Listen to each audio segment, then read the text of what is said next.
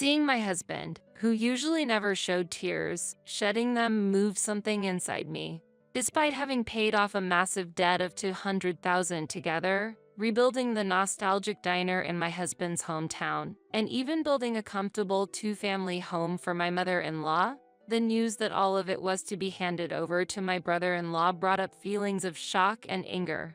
I absolutely cannot accept this. I won't remain silent any longer. I'll make them regret this. With my heart racing, I picked up my cell phone. The first step of my strategy against them begins now. My name is Mia.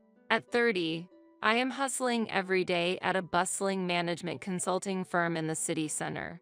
On the other hand, my beloved husband, Michael, showcases his skills as an assistant chef at a well-reputed restaurant. He's a man of few words, but has a warm heart. That day, we spent a delightful dinner time at our cozy home with our mutual friend, Rachel.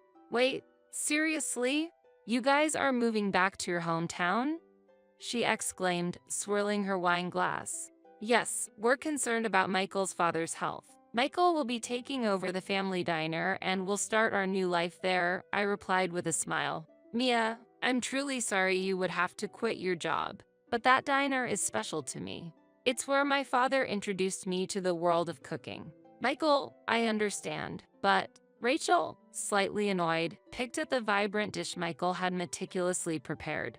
Rachel and Michael grew up near the serene beaches of a city in Cape Prefecture. I first met her on our university campus after she moved to the city for her studies. Born into a wealthy family, Rachel is bubbly and a bit naive. She appears carefree but has an enigmatic charm that draws people to her. But we're quite different. We hit it off instantly. It was Rachel who excitedly introduced Michael to me, saying, "You two would be perfect together." But I feel a bit sad. Mia, you're working hard in the business world, and Michael is a chef at an amazing restaurant. Weren't you guys dreaming and planning for the future? Are you sure it's okay? Thank you for your concern, Rachel. But times have changed, and with technology advancements, I can work from home. More than anything, I want to be by Michael's side, supporting him. Come on, cheer up. Next time you visit, we'll treat you to Michael's cooking. Look forward to it. Thanks, Mia. Should we pour some more wine? As Michael walked to the kitchen, he said with a smile, "Sure thing." After that, Rachel gently grabbed my arm and whispered, "Mia, I'm a bit worried, but I know you'll be okay. Stay strong." At that heartwarming moment, I realized how blessed I was to have such a wonderful friend. A mix of excitement and anticipation enveloped us as we began our new life. We soon relocated to our new home in a city. The future holds uncertainties, and little did we know what was waiting for us. In the hospital room, my father-in-law looked astonishingly frail. "Michael, the doctor says I don't have much time left." He was a man of few words, but shared a deep bond with Michael, showing love more through actions and expressions than words. He dedicated his life to cooking, and his only hobby was collecting plates. "Dad, we're here with you." "Yes, we're here for you. Please, don't worry." With Michael's gentle smile and comforting hand, my father-in-law seemed to relax. "Michael, you're truly blessed. You found a wonderful wife." His kind words deeply touched me, and I felt tears welling up. Just then, the door burst open. "Oh, you're here? You should have told me. I have something to discuss," my mother-in-law said, sounding somewhat angry. I was aware of her high blood pressure and was worried getting upset might make it worse. Born into a somewhat renowned family in the town, she was doted on by her grandparents. She's a bit self-centered, and it seemed my father-in-law often yielded to her. Michael's relationship with his mother was also a bit complicated. Michael resembles his father, while on the other hand, his younger brother Peter looks just like their mother. This is why my mother-in-law has always been fond of Peter and often treated Michael coldly. To be honest, I was also bothered by her occasional whims. "Actually, I'm worried about the diner, especially about the finances," my mother-in-law began. As she spoke, the situation revealed itself to be more serious than we imagined. Mother-in-law owns the diner and lives on the second floor of the building where it is located. The diner was situated in a rural town with few similar establishments around, and thanks to father-in-law's cooking skills, it was very popular among the locals. However, managing it wasn't easy. With my father-in-law's declining health, there were more days when he couldn't cook. Meanwhile, mother-in-law's old apartment next door suffered termite damage. Because it was a precious property to her, it was demolished and repaired at a huge cost, leading to a staggering debt of $200,000. "Mom, why didn't you take action before it came to this?" exclaimed Michael. "You could have just sold the land or the diner." But mother-in-law, with tears in her eyes, replied, "This land and the diner have been protected by our ancestors. I can't just give them up, and I hope the diner that your father worked so hard to protect can continue." At that moment, Michael's eyes filled with sadness. But I squeezed his hand and reassured him, "It's okay. Let's figure it out together." And so, our new challenge began. Actually, I had inherited $250,000 from my father. When I suggested using it to repay the debt, Michael shed tears of gratitude. The money was for my dream, but we decided to use it to build our new life together. Michael's cooking truly reminded everyone of father-in-law's flavors. The locals commented, "This flavor is nostalgic," and were delighted. I used my previous job experience to renovate the parking lot, redecorate the interior, and promote the diner online. Its popularity soared. Thanks to a nearby tourist attraction, our diner quickly became a local hotspot. However, amidst this fortune, we faced a devastating event. Father-in-law, who had been ill, peacefully passed away. The only ones by his side were Michael and me. In his eyes, relief and sadness mingled. "Michael, the diner, take care of your mother." His voice was faint, and his words were fragmented. But his feelings came through clearly. "Don't worry, Dad. I will cherish and continue it." Michael responded. Tears welled up in our eyes as we witnessed the father-in-law's last moments. On the day of the funeral, mother-in-law's face was shrouded in deep sorrow. Beside her, Peter and his wife, Michelle, were quietly conversing. All the funeral arrangements became our responsibility, and amidst the bustle, Peter cracked a little joke. "Mia, you're so reliable, being a former career woman. But it must be nice to have taken over the dinner." His words had a hint of envy. Michael had overcome his youthful difficulties with his father's support and his own efforts. On the other hand, Peter seemed to have had an easier path, growing up with the abundant love of their mother. Now, Peter works in sales in the next town and seems to be living happily with his wonderful wife. Both of us graduated from business schools, but my university turned out to be slightly more prestigious. Perhaps that's what bothers Peter a little? He occasionally teases or makes sarcastic remarks. It seems his mother never told him about our struggles or debts, so he might not know the true extent of our efforts. His words occasionally annoy me, but I've decided not to let my emotions get the better of me. Then, one day, I suddenly heard Michelle scream. Rushing over, we found mother-in-law collapsed on the ground, her face pale. Everyone panicked, and we immediately called an ambulance. At the hospital, we learned she had suffered a stroke. She had hypertension, and the combined stress and lack of sleep likely contributed. Fortunately, her life wasn't in danger, but she suffered mild paralysis and would need our support from now on. On the evening before the month memorial of my father-in-law, my mother-in-law called us to the living room and made a surprising proposal. "Hey, we finally settled the debt issue, and the diner seems really busy, doesn't it? If it's okay, I've been thinking about building a house on the apartment site where the whole family can live. I'm getting older, and living on the second floor is tough for me. We have your father's insurance money, so I thought maybe we could use a bit of it." I was a bit taken aback by this suggestion. Having just repaid the debt, I hadn't expected such a big proposal. But there's some truth to what my mother-in-law says. Living on the second floor might be tough for her. We also pay quite a rent for our apartment located a bit far away. Moreover, with proper planning, we might be able to expand the shop a bit more. And then the last words of my father-in-law come to mind. His heartfelt wish was for the family to get along and to keep the diner going. For that reason, even if I didn't get along with my mother-in-law, I decided to give it my all. After much consideration, we decided to move forward with building a two-family house. We have the insurance money my father-in-law left us, but it might not be enough on its own.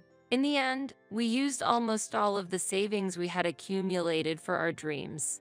But we believed it was the best choice and proceeded with it. Seeing Michael a bit down, he said, "Our dream feels a bit distant now." I'm sorry, lowering his eyes. Seeing that face, my love for Michael grew even stronger. It's okay. The diner is picking up and we'll surely save money again. Besides, a new house is exciting, right? Let's live happily together, I said, trying to cheer him up. About the new house, Peter introduced us to a construction company that is new and seems to be trending. Our first choice was to rely on a different company that had been trusted in the local area for a long time. But my mother-in-law and Peter highly recommended it, and we were also busy preparing for the reopening of our shop, so we ended up entrusting it to them. And then the new house was completed. It's very modern and stylish, especially the first floor, designed to be comfortable even for older people. And on the second floor, there was an amazing kitchen that Michael would love. On the day of the housewarming for our new home, we gathered in high spirits. My mother-in-law, us as a couple, Peter and the rest. We celebrated the start in our new house and had a wonderful time together. On the day of the housewarming, my mother-in-law, sitting in a wheelchair, opened her mouth somewhat awkwardly. "Hey, I have something serious to talk about." Hearing this, a chilling feeling spread in our hearts. Such a tone usually meant some complicated news was coming. "Actually, I'm thinking of entrusting the diner to Peter. Since Peter and his family have promised to take care of me, this house might become theirs too. You two might want to go back to your old life in New York." Her words hit us like a bucket of cold water poured over our heads. The money we had paid, the diner that Michael rebuilt with sleepless nights, and the house we built to live together and care for her, all of it was going to be handed over to Peter so easily. Peter smiled confidently and said, "This house has turned out pretty nice, hasn't it? Don't worry about the diner or Mom, leave it to me." Michelle, too, with sparkling eyes, said excitedly, "This new kitchen seems really convenient. Can't wait to use it." That kitchen was specially designed for Michael. I was utterly disoriented. It was unbelievable and felt like a cruel joke. The cherished, old-fashioned, warm-hearted box of dishes that my father-in-law had treasured was suddenly deemed in the way by Peter.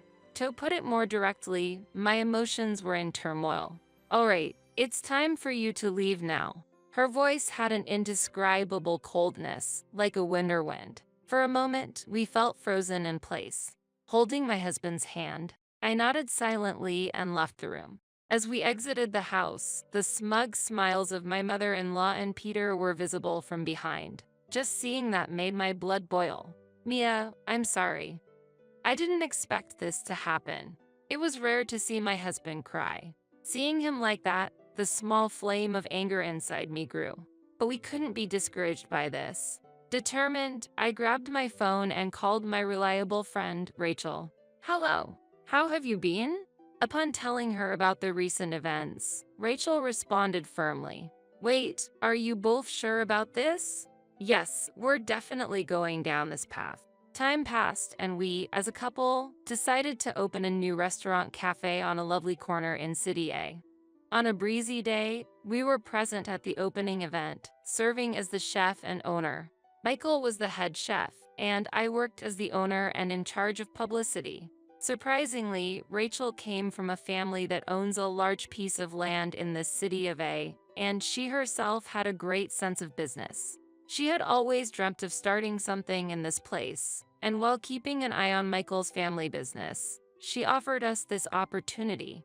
The content of the little secret talk I had with Rachel that night was precisely about this new business. Our dream of opening our own restaurant became a reality with Rachel's support. Thanks to the dishes made by Michael and the effective advertising I did, the restaurant became a hot topic even before its opening. And on that day, holding champagne in our hands, Rachel and I were having a great time in the restaurant. But suddenly, there was a surprised voice saying, what's this? Turning around, Peter and my mother-in-law were standing at the entrance with shocked expressions. Why are you two here? Michael asked with a hint of confusion but remained calm. Huh? I had no idea you guys opened a restaurant so close by. The voice of the mother-in-law carried a mix of surprise and a bit of anxiety. I think the quality of a store doesn't drop because of the surrounding environment. Maybe after Michael left, the food quality dropped, so the locals started looking for a different place. Look at the reviews on word-of-mouth sites. I replied with a bit of sympathy. Peter, his face turning bright red, hesitated a bit and then started to speak. Even so, we can't expect them to cover the repair costs for that house. After all, it's a house we worked hard to build, Michael replied with a bit of concern. That house. I never imagined it would have so many problems. Peter's voice trembled. Actually, the two-family house we built had various issues. There were leaks when it rained, and the house itself was leaning. And the contractor that Peter had trusted disappeared as soon as problems arose. It seemed that Peter and his mother had really struggled with this. I've been thinking, wasn't the original plan to ask a local, reputable contractor? Michael gently inquired. But since Peter decided, we went with that contractor. Still, the contract was in your mother's name, so I don't think it's our responsibility, right? Also, I heard Michelle has already left the store. On top of the business struggles, taking care of the mother-in-law, she must have had a hard time too, I added with concern. Peter, trying to raise his voice, started, I never imagined that. But then a cheerful sound interrupted him. The next moment, champagne was pouring over Peter's head like a shower. Oops, sorry, Rachel said with a smile, holding the champagne bottle. Peter, what goes around comes around, right? Besides, now is our celebration time. Don't disturb and please leave. Drenched in champagne, Peter and the surprised mother-in-law left the venue in embarrassment. We apologized to all the guests, repeatedly saying, we are truly sorry, but deep down, we were relieved. Time really flies, doesn't it? It's already been a year.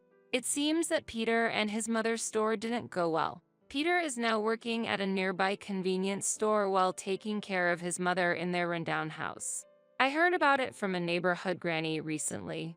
I used to receive calls from Peter and his mother asking for help, but now I just ignore them. On the other hand, we are having very busy days. Customers are constantly flocking for Michael's dishes and desserts, and we see new faces almost every day. Rachel often says, this was the right choice. Riding on that wave, I've become somewhat of a business guru in City A, being sought after for advice by various stores. We found our father-in-law's old box. While sorting through the old dishes and trinkets, we made an unexpected discovery, a heartwarming handwritten note in our father-in-law's handwriting. Michael, I'm sorry. What I wanted to leave for you was not constraints, but freedom and happiness. The antiques in this box, I believe, are quite valuable. Show them to an expert. I'm sure you'll be surprised, it read warmly. Touched by our father-in-law's intent to leave us something thoughtful till the end, we got teary-eyed. When we had the antiques appraised as a small surprise, they turned out to be worth more than we thought. But more than its monetary value, we cherish it as something filled with our father-in-law's love. We have no intention of selling it.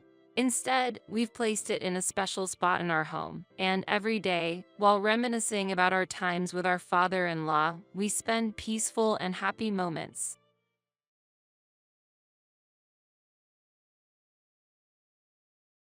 I've planned a trip to Cancun this time. Huh? A trip to Cancun. Hearing my mother-in-law say this with a smile, I harbored doubts. Despite being burdened with a huge debt and struggling to make monthly repayments. Why travel abroad? Moreover, despite the fact that I send money every month. Why is she going to Cancun alone? I absolutely cannot accept this. This is no joke. As I raised my voice in anger, my mother-in-law looked puzzled. Yes, this was all my husband's scheme. I was shocked by this certain truth revealed by my mother-in-law. My name is Amy. I am 35 years old, working as a regular employee at a general company, living an ordinary life. 5 years have passed since I married Kevin. We had been living peaceful days without any major problems. However, suddenly a great trial appeared before us as a couple. This series of events was triggered by the recent death of my father-in-law. My father-in-law was a man of few words but gentle in nature, always caring for us as a couple. Thanks to him, I felt naturally integrated into my husband's family. That's why I couldn't accept his death. One evening, a little after his funeral, when things had calmed down, my husband suddenly started talking at dinner. "Hey, Amy, it's weird to talk about this all of a sudden, but is something wrong? Actually, I've been thinking about starting to financially support my parents' house from next month." Support? Why would you do that? Since my father passed away, I think my mother is struggling on her own. Wait a minute.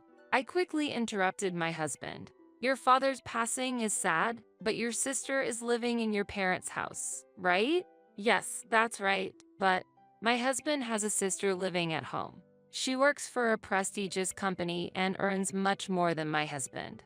My father-in-law had also worked for a well-known company until his retirement. The retirement money should be with my mother-in-law.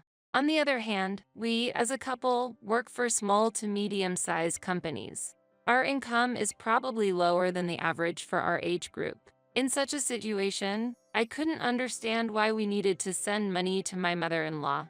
Kevin, I don't think your mother and sister are struggling with money. So why send money? When I asked this, an unbelievable answer came back. Actually, it seems rich on the surface, but my mom has a considerable amount of debt. What? My mother-in-law has such a huge debt. Yes, it's hard to believe, but it's true. But for some reason, she hasn't told my sister about the debt at all. That's why I brought up this idea to somehow help her. But what about your father's retirement money? Actually, it seems that most of it went to his hospital bills, surgery costs, and funeral expenses. So now, my mom is really in a tough financial situation. That's a really difficult situation. Yes, it is. That's why I know I'm asking a lot, but I really want to help her. Seeing him bow his head deeply, I was torn. My mother-in-law had helped us, as a couple, many times before. While I was looking for my current job, she actively took over all the household chores in my stead and often came to cook dinner. Moreover, when my husband changed jobs and we were short of living expenses, she secretly gave him money. I was always full of gratitude for her kindness, and every time I thanked her, she returned with polite words of gratitude. Thanks to her support, we had overcome many difficulties. Now that she was in trouble, I couldn't just overlook it. Considering the favors we had received so far, I strongly felt the desire to help her. With those feelings, after a little hesitation, I eventually agreed to my husband's proposal. From that day, to support my mother-in-law financially, we became stricter about saving. We were not living luxuriously in the first place, but still, we simplified our meals even more and switched to cheaper items for daily use. My husband started working late every day and came home late at night more often. And then, an incident occurred during these days. Perhaps due to accumulated fatigue, I developed a fever and fell ill. When I was preparing to go to the hospital after calling in sick to work, my husband said, "Wait a minute, are you really going to the hospital?" "Yes, I am. Just a fever, isn't it? There's no need to go to the hospital for a mild fever, especially when we need to save money." What? I was surprised by his words, but managed to argue back. But what if it's a viral fever like the flu? We have fever reducers at home, right? Just take those and rest. You'll get better. Going to the hospital is a waste of money. That's not true. Listen to me. No matter what, don't go to the hospital. We're saving money, remember? After hearing those words, I had no choice but to rest at home and ended up being bedridden for 3 days.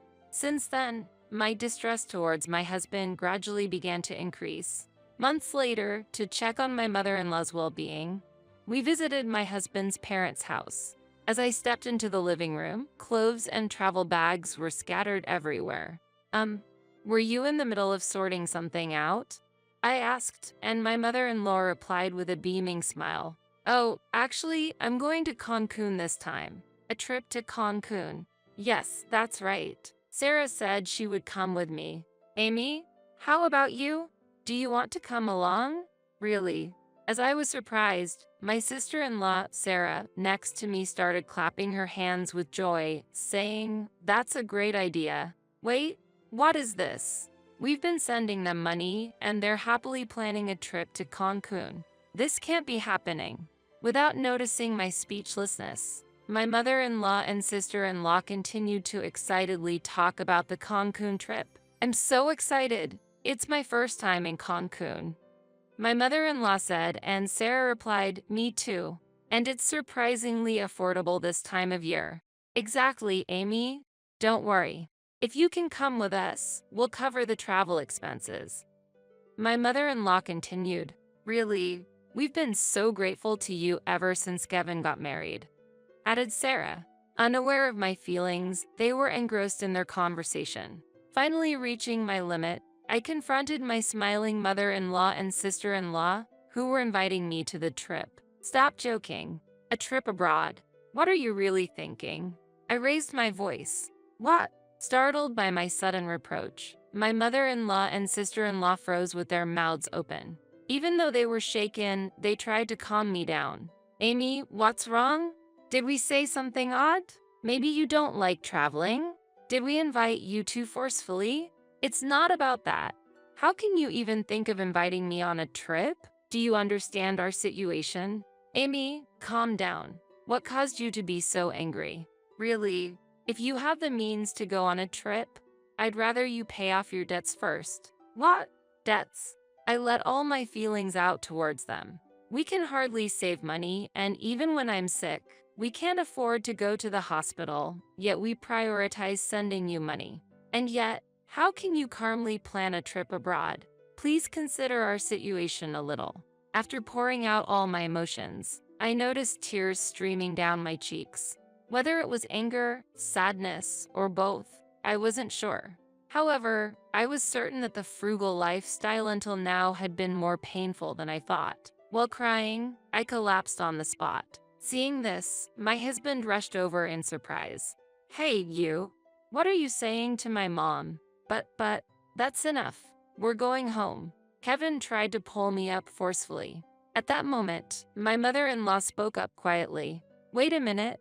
What debts are you talking about? What? But didn't you have a huge debt? Surprised by my response, my mother-in-law's expression changed. There's no such thing. There's still my husband's pension and inheritance left, and I wouldn't be able to go on an overseas trip if I had debts. What? But in that instant, I realized the full picture of the situation. Anger welled up inside me. The reason why my husband's income didn't increase despite his daily overtime. Why I was the only one getting thinner and sick, despite the strict savings. And why my usually polite mother-in-law never thanked us for the money we sent. Then, I faced a shocking truth. The need for sending money, as my husband had been saying, was actually a fabrication. There was never a need to send them money. I could have gone to the doctor immediately when I got sick. I would have realized it if I had thought about it a bit more. Realizing this made the pointlessness of our past frugal life evident. But in our financially tight life, it had been hard to make a calm judgment. My mother-in-law and sister-in-law on the scene seemed to realize the truth behind my husband's words. They looked at Kevin with a doubtful gaze. Kevin, what's the meaning of this? Amy says she was sending money because you had debts. What's all this about? Kevin was clearly looking for an excuse. No, it's different. Actually, how is it different? Explain it clearly. Make us understand. Talk properly. Well, I could see that he was still trying to control the situation. My love for him had completely faded. I confronted my confused husband directly. What's all this about? There were no debts for your mother or sister. Where did all the money I gave you every month go? He began to mumble his words. Well, don't lie now. Tell me everything. The truth he revealed was something I found hard to accept. Actually, I was invited by a colleague and ended up going to nightclubs. You've been going to a nightclub? Yeah, well, how should I put it? I just got carried away without realizing it. I can't believe it.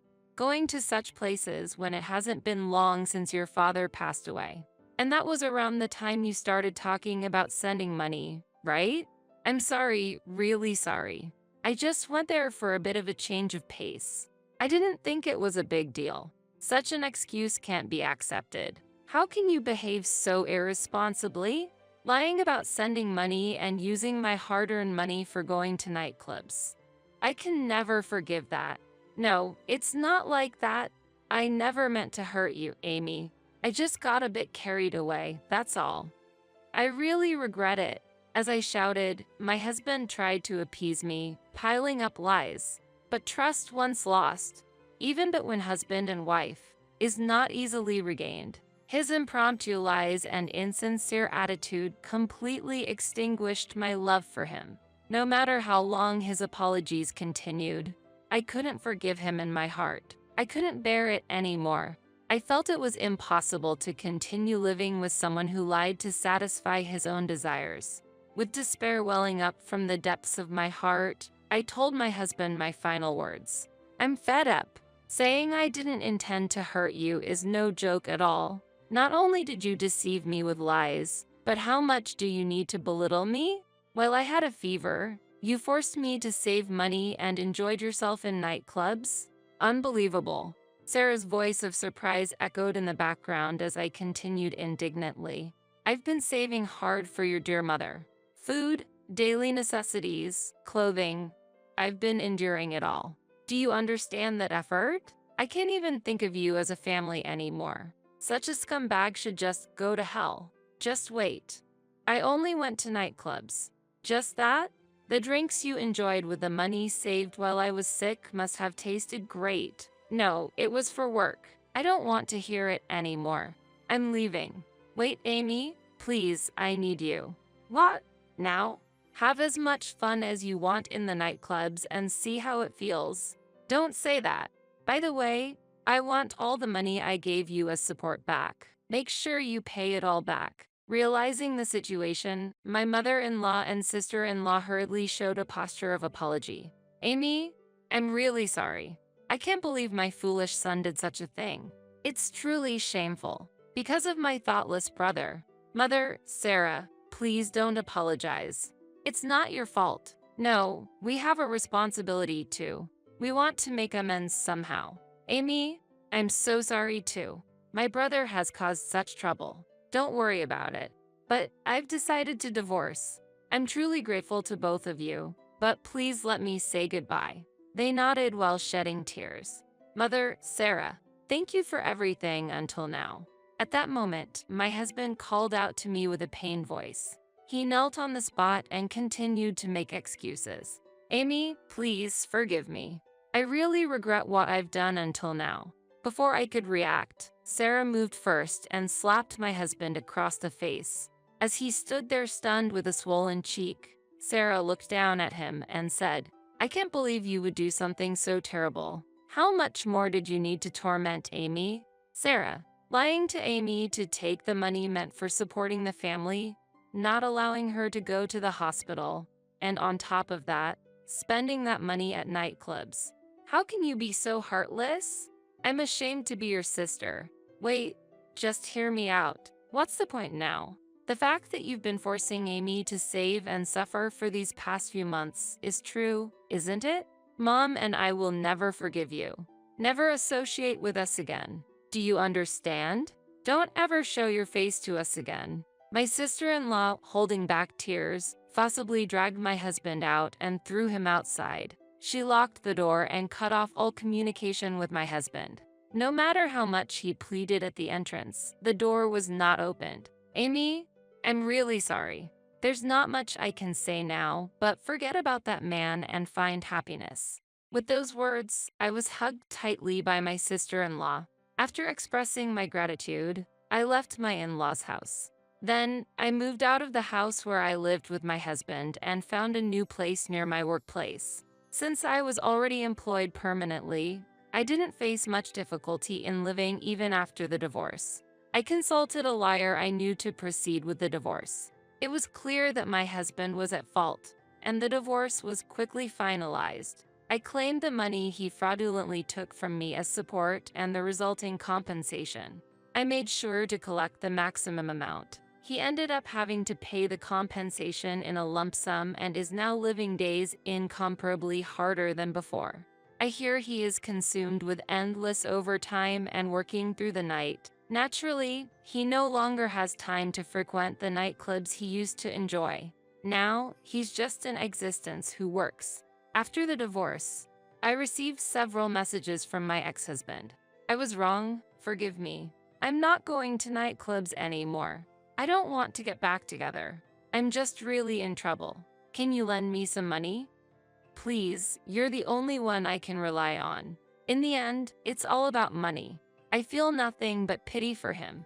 Now that all the payments are finished, I'm thinking of blocking his contact. Meanwhile, I still keep in touch with my mother-in-law and sister-in-law. They worry about me and have been in regular contact even after the divorce. Just the other day, seeing me having regained my spirits, my mother-in-law showed tears. Amy, I'm so happy to see you doing well. Mother, don't worry about me. I can live on my own strength. I always thought you'd be okay, Amy. But remember, you can always rely on me and Sarah if you need anything. Thank you so much. Let's go to Cancun together next time, just the three of us. Of course, I'm looking forward to it. If it weren't for the support of my mother-in-law and sister-in-law, I couldn't have overcome the trial of divorce. Since they always wish for my happiness, I vow to live my life with all my strength.